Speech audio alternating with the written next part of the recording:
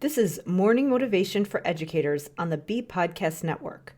Learn about all the shows at bpodcastnetwork.com.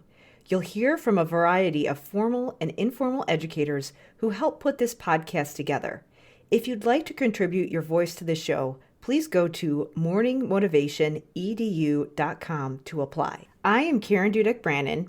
I was a school SLP for 14 years where I specialized in language literacy and executive functioning and also held various teaching, leadership, and research roles. Now, I am the host of the Facto Leaders Podcast on the B Podcast Network, where I help school therapists, teachers, and administrators be leaders on their school teams, no matter their job title.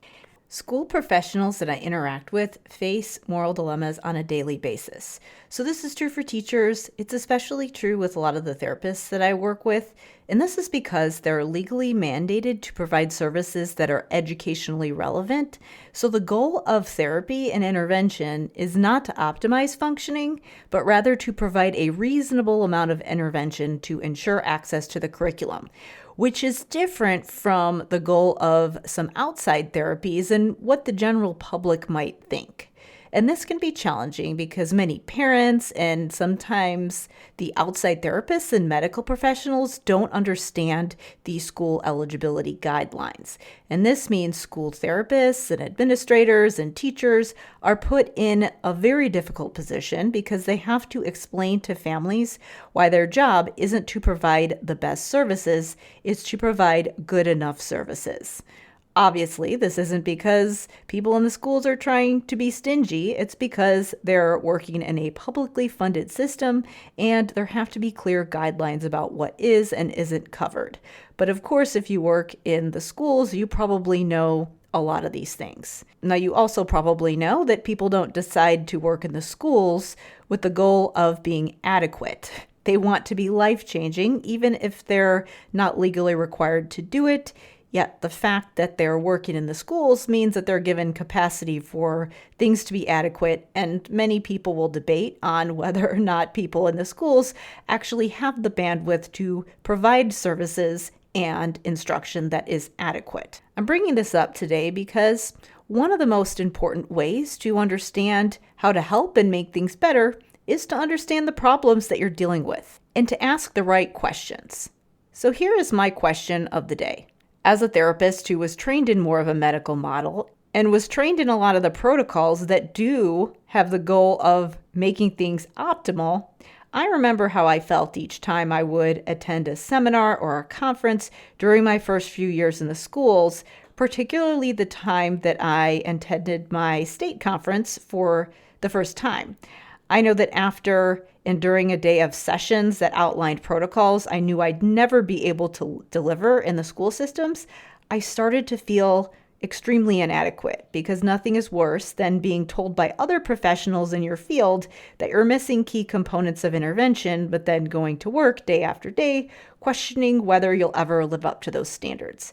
And I think that a lot of people in the schools feel the same way. They have the knowledge, they have the skills, but they don't always have the bandwidth and the resources just because of the system that they're working in.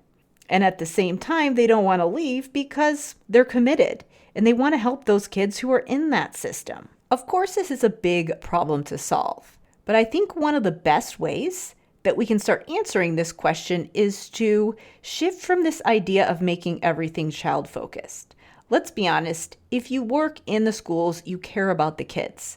I don't think that people working in the schools need to be more child-focused. I think the questions that we're asking about how to make things better actually need to be more adult-focused. They need to be focused on what the adults need. And this is partly how we handle professional development.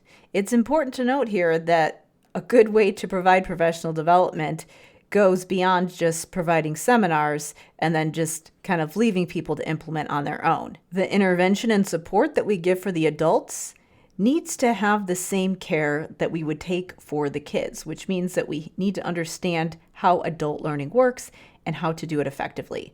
I actually have an article on my blog about how we can start to make this shift. It's called K-12 Professional Learning. It's about what the adults need, not just the kids. And my blog is at drkarenspeech.com/blog. It's one of my most recent blog posts. So you can check it out for more details on how this can look. The solutions that we're suggesting, if they're all about what the kids need, they're not always feasible for the adults because the adults are there to provide adequate services. But nobody really wants to be adequate. We want to be life-changing.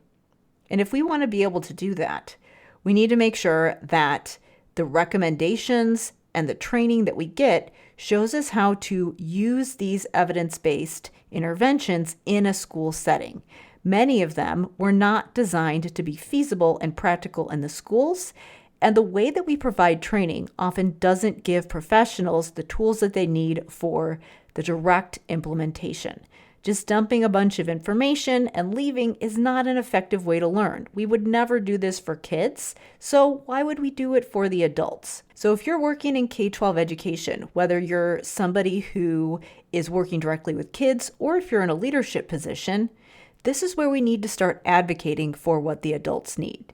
Your call to action today is, how can I ask better questions so that we can be more adult-focused and make sure that the adults have what they need to support the kids? For more information about how to do this, check out my recent article on K-12 professional learning on the Dr. Karen Speech blog at drkarenspeech.com/blog. Thanks for listening, and whatever role you have in education, we have a podcast for you at bpodcastnetwork.com. Who among your friends and colleagues needs to hear this message today? Please share it with them right now.